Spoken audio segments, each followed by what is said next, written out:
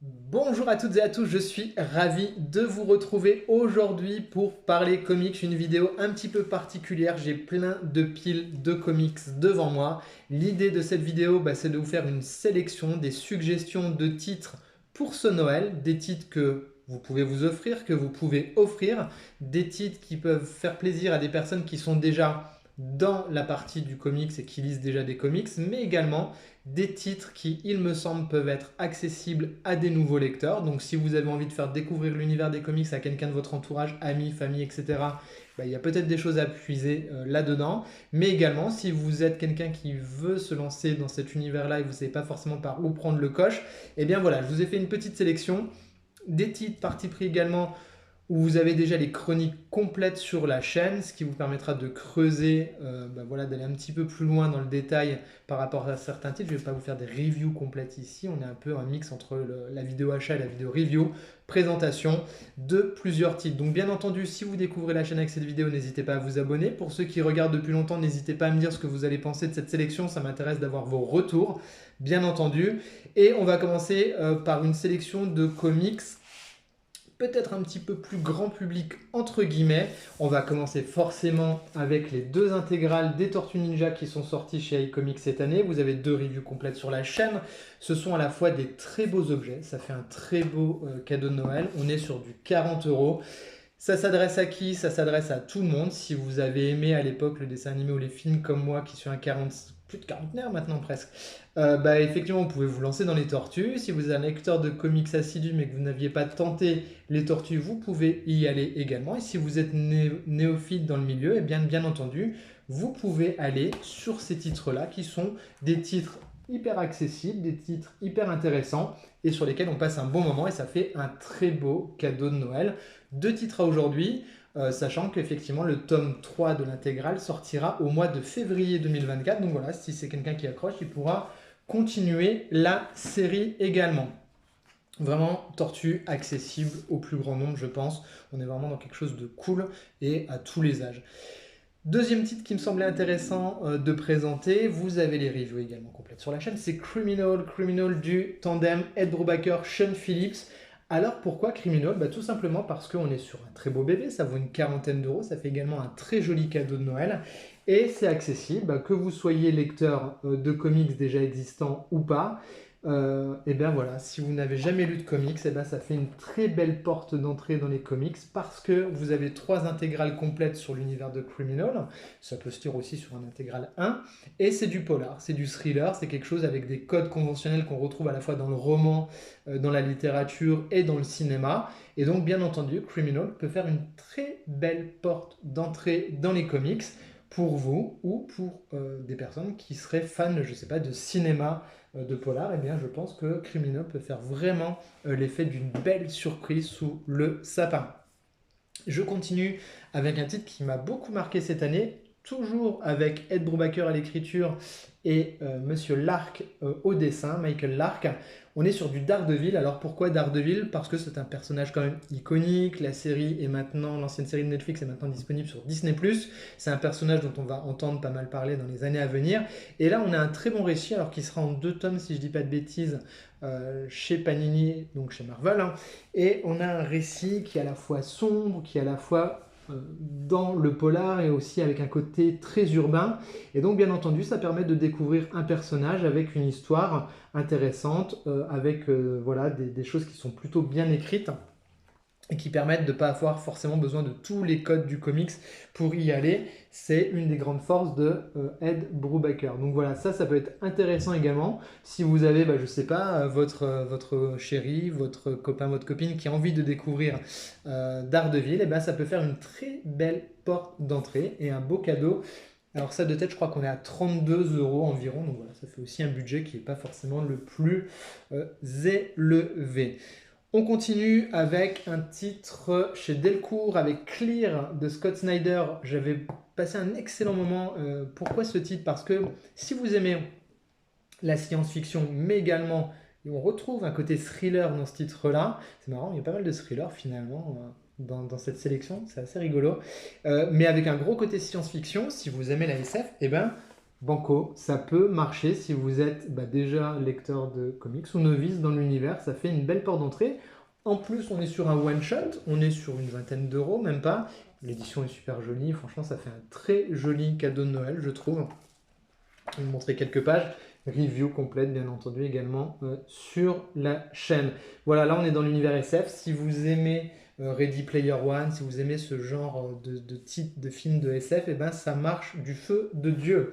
Un autre titre, décidément, Ed Brubaker, Sean Phillips sont de partout. C'est vraiment des auteurs incontournables, même si c'est sur la scène indé, on va dire, entre guillemets. Je trouve que c'est vraiment des auteurs qui permettent de faire de passer les frontières comme ça entre les différents univers, qu'on vienne de la BD européenne ou du roman graphique ou du manga. Et bien, voilà, avec leur récit, je trouve qu'on peut vraiment plonger dans l'univers du comics de belle manière. C'est vraiment une belle porte d'entrée. Night Fever, review complète sur la chaîne, one shot sur un petit format, 18 euros. On va suivre l'histoire d'un agent littéraire qui va se perdre dans les nuits parisiennes. Donc vraiment un titre qui peut vraiment faire un bel effet pour des gens qui aiment les thrillers, qui ont envie de rester un petit peu peut-être avec le côté européen. Dans le dessin de Sean Phillips, on retrouve un peu ces choses-là. Donc ça marche bien aussi, je pense, si on est un premier lecteur dans l'univers des comics. On va sur du Lazarus, on va aller sur du post-apo, on va aller sur de la dystopie, on va aller sur du comics un peu plus d'action, mais aussi avec pas mal de réflexion et d'enjeux politiques. Donc une BD vraiment intelligente, une belle BD. On est sur du, je n'arrive plus à lire, je suis un peu vieux, 22 euros, quelque chose comme ça, 28 euros, je vous dis des bêtises. 28 euros, on est sur une jolie édition, un grand format. Et ça marche bien aussi. Si vous l'avez jamais lu, et en plus c'est un petit peu ancien, mais pareil, review complète où je donne plus de détails, c'est le top si vous êtes lecteur de romans graphiques ou de franco-belge et que vous avez envie de vous lancer. C'est vraiment un titre qui est vraiment génial. C'est un gros coup de cœur, ce titre-là, mais je vous renvoie à la vidéo totale. Ça, franchement, sous le sapin, le top, quoi, Lazarus. Le pied, le pied, le pied. Un de mes auteurs chouchous, Le Labyrinthe Inachevé, Jeff Lemire. Oh, j'aurais pu choisir plein de titres de Jeff Lemire, vous savez mon amour pour cet auteur-là. Je trouve que Le Labyrinthe Inachevé, il fonctionne bien parce que déjà c'est un one-shot, on est sur un beau bébé, ça vaut 27 euros, ça fait un beau cadeau de Noël, la cover elle est top. Et lui, vraiment, ce titre-là, il peut faire le beau lien entre les personnes qui ne liraient que du roman graphique, hein, cette fameuse catégorie de BD un peu particulière inventée pour dynamiser le marché. Mais voilà, Le Labyrinthe Inachevé, c'est bien entendu du comics. Ça peut permettre de faire découvrir Jeff Lemire, qui est un auteur absolument talentueux et fabuleux.